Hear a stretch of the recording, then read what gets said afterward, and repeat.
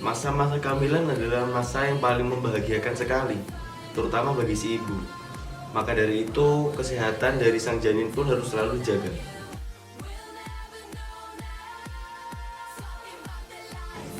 Ya gampang saja, Anda tinggal pergi ke dokter kandungan.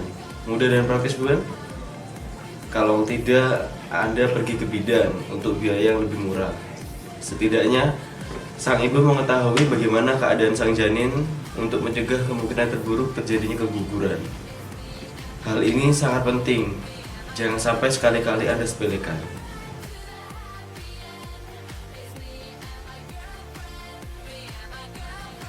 Usahakan sebelum triwulan pertama sudah harus dicek ke dokter untuk mengetahui berapa pasti prosentase proses fertilisasi Anda yang dinyatakan berhasil.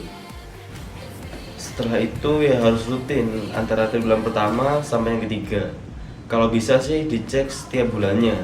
Kalaupun tidak ya 3 bulan sekali lah, tidak apa-apa. Yang penting Anda dan suami Anda tetap menjaga kandungan tersebut agar tetap sehat.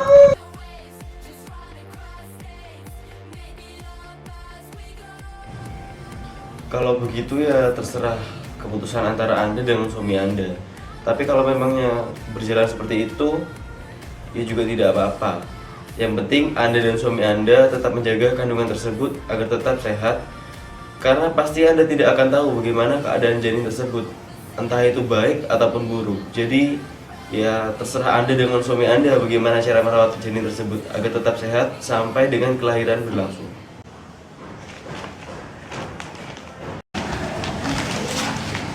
Ini Pak kopinya.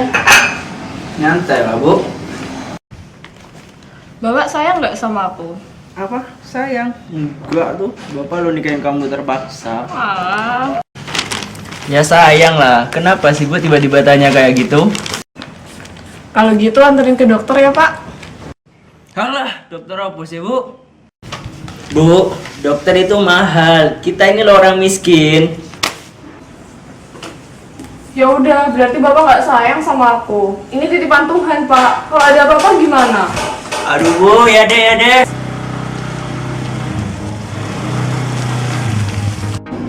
Awas Bu, awas Bu. Assalamualaikum. Waalaikumsalam. Bisa kandungan ya, Bu? Iya, Mbak ini bidannya ya? Bukan, saya calon. Saya mahasiswa lagi praktek di bidang ini. Mari saya antar. Masuk.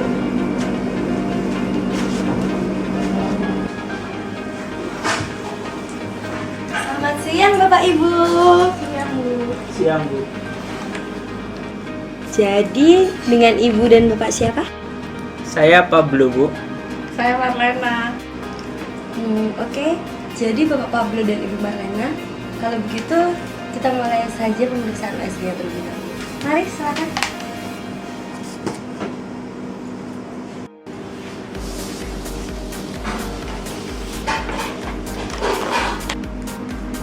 Jadi begini Pak Pablo dan Bu Marlena, dari hasil pemeriksaan USG barusan, ternyata kandungan Ibu Marlena ini sudah besar, sudah memasuki usia 6 bulanan bahkan. US apa sih Bu? Aduh bapak, zaman sekarang kok nggak tahu USG. USG itu ultrasonografi. Jadi alatnya itu bisa digunakan untuk mengecek keadaan janin dalam perut ibu dengan menggunakan gelombang frekuensi suara tinggi. Jadi anak saya ini baik-baik saja kan Bu? Alhamdulillah Bu, keadaan janin ibu sekarang sehat-sehat saja. Bahkan sudah mulai muncul tangan dan kakinya. Sepertinya ibu berhasil melewati triwulan pertama dan kedua dengan sukses. Oh, tapi triwulan itu apa sih Bu? Jadi, masa kehamilan dibagi menjadi triwulan pertama, triwulan kedua, dan triwulan ketiga. Pada triwulan pertama, gastrula mulai membentuk struktur janin seiring dengan terbentuknya plasenta. Janin mulai membentuk struktur manusia.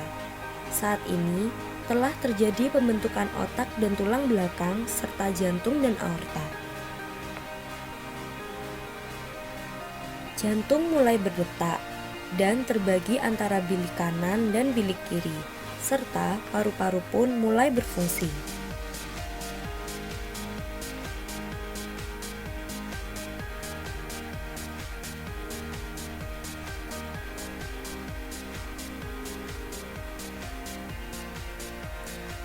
Organ tubuh dari tangan, kaki, hingga alat indera bagian atas seperti mata, hidung, dan telinga mulai tampak walaupun tidak sempurna.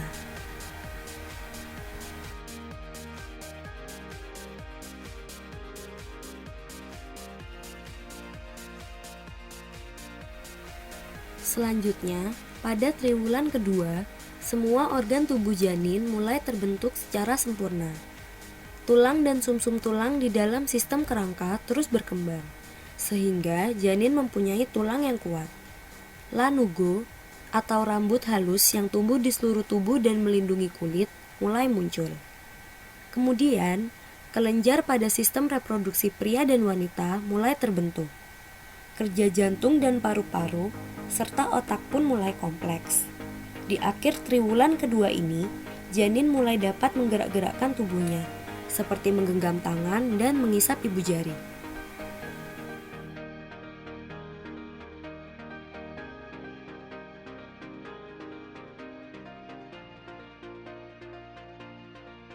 Minggu pertama triwulan ketiga, paru-paru, hati, dan sistem imun tubuh masih harus dimatangkan.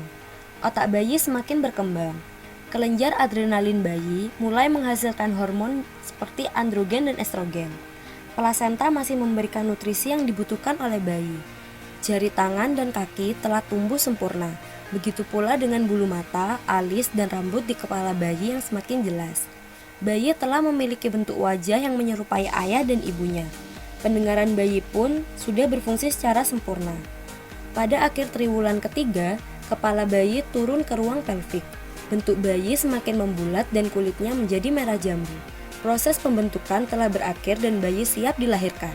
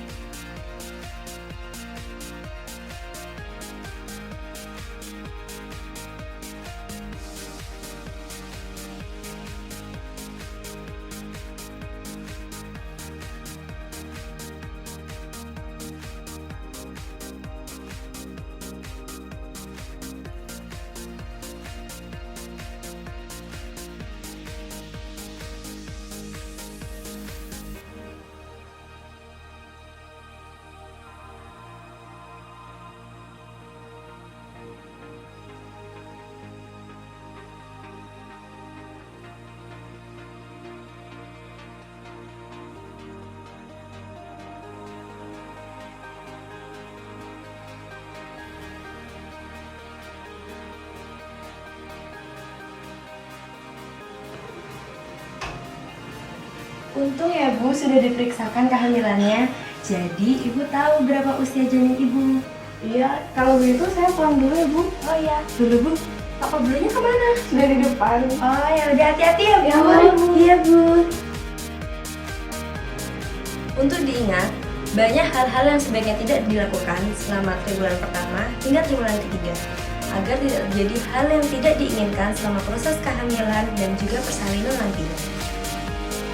Hindari konsumsi alkohol, menghirup asap rokok, bahkan kafein, agar sistem saraf janin yang masih berkembang tidak terganggu sehingga menghindari adanya kerusakan mental dan fisik dalam jangka waktu yang panjang.